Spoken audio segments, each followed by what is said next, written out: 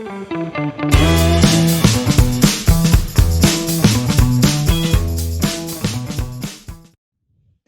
are a few things that stress a client out, a buyer client in this case, out more than getting shopped. They put together this offer, you send it in, they've worked on it really hard, they're just in love with the house. The offer goes in and it's crickets. You don't hear a thing for hours, and then a half day, and then a full day, and then multiple days, and the other agent just isn't responding. And they ask you, are we getting shopped? And the answer is almost definitely yes. By the way, it is the job of the listing agent to go and generate demand in the short term in order to raise the price as high as possible. That's their job. So are you getting shopped? The answer is almost always yes. Whether it's an hour or days that go by, you're almost definitely getting shopped. It's not a bad word. It's just the reality of what as a fiduciary, the listing agent should be doing. So your job is to take that time frame and shorten as much as possible. The longer the time goes, the more opportunity there's going to be for other offers to come in to compete with you. And now you've got a totally different landscape that you have to deal with to win. So are you getting shopped? Yes. How then can you limit that time frame? Way number one is this: know the playing field. Before you submit an offer, you got to know, how long is it going to take to present? Have that conversation, have that rapport with the other agent. You got to know if there's other offers. How serious are those other offers?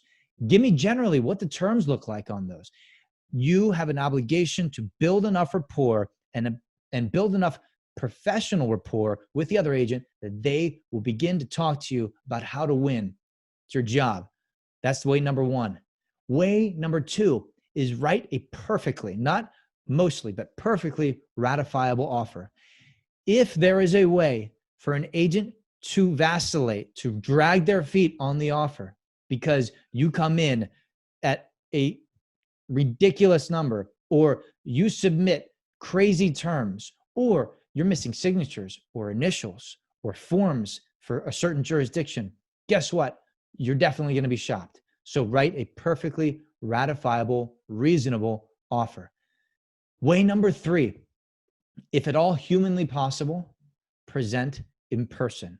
This assumes, obviously, that you're going to present professionally, but I can almost guarantee you, if you present in person, you will almost definitely be the only person that's presented in person to this agent in the last quarter, maybe the last year, maybe the last 5 years. It just doesn't happen that often.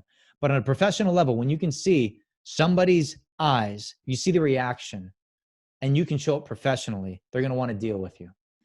It's very, very hard to say no to somebody who suits up, who looks the part, who brings a great ratifiable offer.